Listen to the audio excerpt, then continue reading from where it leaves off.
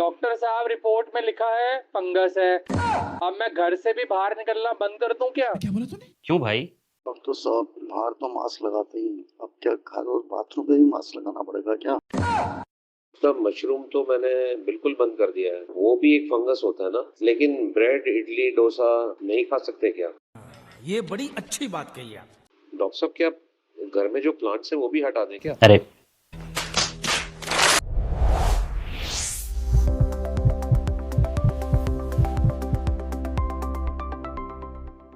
ऐसे सारे सवाल मैं रोज अपनी ओपीडी में सुनता हूं और ऑनेस्टली ये सवाल गलत नहीं है, बस इंफॉर्मेशन गलत जगह से मिल रही होती है।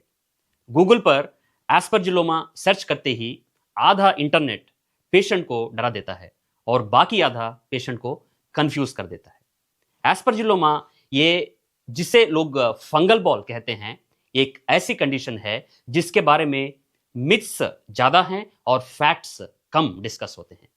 कोई कहता है ये बहुत डेंजरस है, कोई कहता है कुछ भी इसके लिए नहीं करना है, और कोई कहता है बस टैबलेट खा लो सब ठीक हो जाएगा।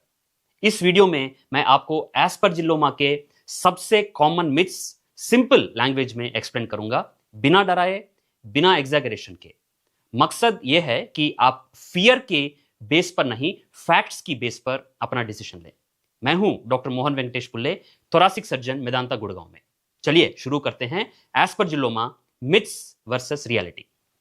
मिथ नंबर 1, एस्परजिलोमा मतलब एक्टिव फंगल इन्फेक्शन होता है। बहुत लोग सोचते हैं एस्परजिलोमा का मतलब है लंग्स के अंदर फंगस ग्रो कर रहा है, पूरा लंग को खाए जा रहा है। बट रियलिटी ये है एस्परजिलोमा अक्सर एक्टिव इन्फेक्शन नहीं होता है। ये ज्यादातर एक फंगल बॉल होता है जो पहले से मौजूद लंग कैविटी के अंदर बैठ जाता है। सोचिए जैसे एक पुरानी खाली घर हो जिसमें हवा और नमी हो, वहां धीरे धीरे फंगस जम जाता है।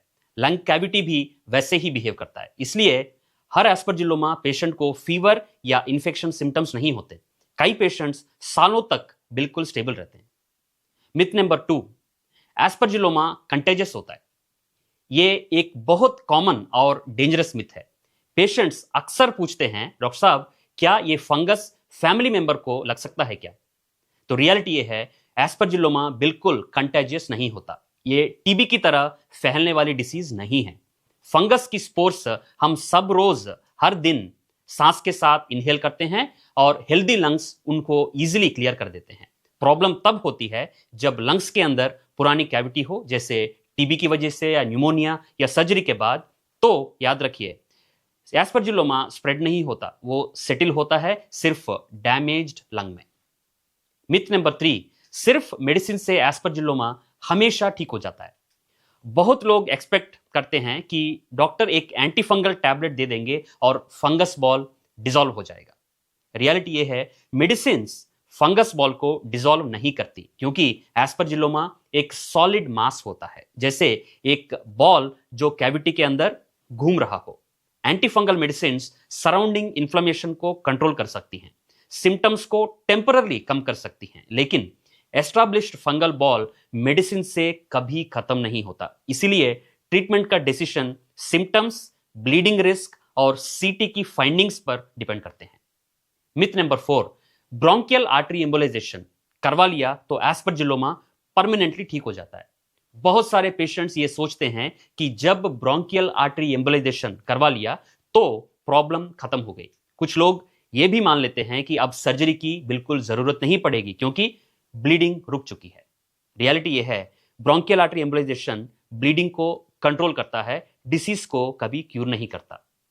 बीएई का नाम होता है कि उस ब्लड वेसल को ब्लॉक करना जो फंगस बॉल के अराउंड से ब्लीड कर रही होती है।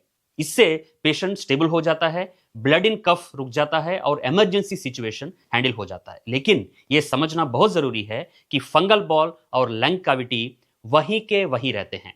अगर अंडरलाइंग एस्परजिलोमा ट्रीट नहीं किया तो फ्यूचर में ब्लीडिंग वापस आ सकता है, कभी माइल्ड कभी सीवियर। इसीलिए बीएई को अक्सर एक टेम्पररी या ब्रिडजिंग प्रोसीजर माना जाता है, स्पेशली जब पेशेंट सर्जरी के लिए इमीडिएटली फिट नहीं होता।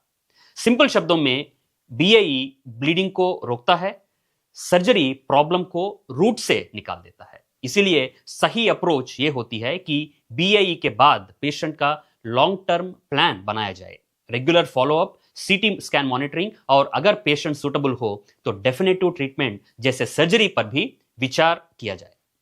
मिथ नंबर 5, एस्परजिलोमा में सर्जरी बहुत डेंजरस होती है। यह सबसे बड़ा मिथ है जो पेशेंट्स को सालों तक सर्जरी से दूर रखता है। रियलिटी यह है, पुराने जमाने में सर्जरी रिस्की थी क्योंकि चेस्ट को पूरी तरह से खोलना पड़ता था, लेकिन आज सिनारियो बिल्कुल बदल चुका है। आज एस्परजिलोमा के सेलेक्टेड केसेस में वैट्स यानी keyhole surgery, robotic thoracic surgery के थ्रू सिर्फ डिसीज्ड लंग का हिस्सा सेफली निकाला जा सकता है। मॉडर्न सर्जरी का मतलब कम पेन, कम bleeding, faster recovery, better quality of life. Surgery risky तब होती है जब डिसीजन लेट लिया जाए, तो डिसीज स्प्रेड हो जाती है और लंग पूरी तरह डैमेज हो जाती है। मिथ नंबर 6, अगर एस्परजिलोमा की सर्जरी की तो फंगस पूरी बॉडी के अंदर फैल जाता है या फंगल सेप्सिस हो जाता है। यह मिथ बहुत सारे पेशेंट्स को सर्जरी से सालों तक दूर रखता है। कुछ पेशेंट्स आते हैं और बोलते हैं, डॉक्टर साहब हमें बोला गया है अगर सर्जरी की तो फंगस ब्लड स्ट्रीम में चला जाएगा और पूरी बॉडी फंगस से इन्फेक्ट हो जाएगा। रियलिटी यह है, एस्परजिलोमा के केसेस में फंगल सेप्सिस का रिस्क सर्जरी की वजह से नहीं होता, बल्कि यह रिस्क ज्यादा होता है जब डिसीज को अनट्रीटेड छोड़ दिया जाए तब। एस्परजिलोमा का एक लोकलाइज्ड इन्फेक्शन बॉल होता है जो अक्सर एक पुरानी लंग कैविटी के अंदर कन्फाइंड रहता है। सर्जरी का गोल होता है उस कैविटी और फंगस बॉल को पूरी तरीके से रिमूव कर देना ताकि फंगस का सोर्स ही खत्म हो जाए। जब surgery proper planning, control technique और एक्सपीरियंस्ड थोरेसिक सर्जन के हाथ में होती है तो फंगस का स्प्रेड नहीं होता, बाकी प्रॉब्लम्स परमानेंटली एलिमिनेट हो जाते हैं। फंगल सेप्सिस का रिस्क उन सिचुएशन में होता है जब पेशेंट सीवियरली इम्यूनोकॉम्प्रोमाइज्ड हो, जब इन्वेजिव फंगल इन्फेक्शन हो जो एस्परजिलोमा से अलग कंडीशन है, ये जब रिपीटेड मैसिव ब्लीडिंग और इन्फेक्शन से पेशेंट अनस्टेबल हो चुका हो। सिंपल शब्दों में, सही पेशेंट, सही टाइमिंग, सही सर्जरी। इसका मतलब फंगस का स्प्रेड नहीं, फंगस का एंड है।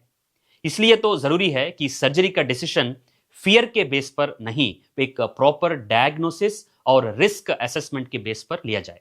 अगर सर्जरी से हर एस्परजिलोमा पेशेंट को फंगल सेप्सिस होता तो दुनिया भर में यह सर्जरी कब की बंद हो चुकी होती। दोस्तों, एस्परजिलोमा कोई हॉरर स्टोरी नहीं है, लेकिन यह कोई इग्नोर करने वाली चीज भी नहीं है। हर पेशेंट को सर्जरी की जरूरत नहीं होती, हर पेशेंट सिर्फ मेडिसिन से सेफ भी नहीं होता। असली ट्रीटमेंट है राइट अंडरस्टैंडिंग, राइट टाइमिंग और इंपॉर्टेंटली राइट डिसीजन। अगर आप मिथ्स के बेस पर डिसीजन लेंगे तो डिसीज आपको सरप्राइज देगी। अगर साइंस की बेस पर डिसीजन लेंगे तो आउटकम्स प्रेडिक्टेबल और सेफ होंगे। मैं हूं डॉक्टर मोहन वेंकटेश पुल्ले। अगर यह वीडियो आपके या आपकी अपने को डाउट्स क्लियर किया तो प्लीज इस वीडियो को लाइक करें, शेयर करें और चैनल को सब्सक्राइब करें। हो सकता है आपका एक शेयर किसी की जिंदगी बचा ले।